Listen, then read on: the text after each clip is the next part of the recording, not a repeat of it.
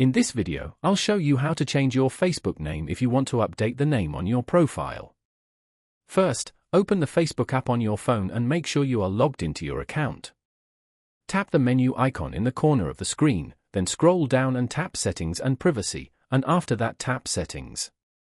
Once the Settings page opens, look for the Account Center section at the top and tap on it.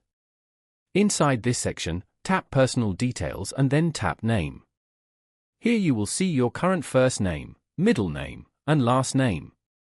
Tap on the fields and enter the new name you want to use. After typing the new name, tap Review Change.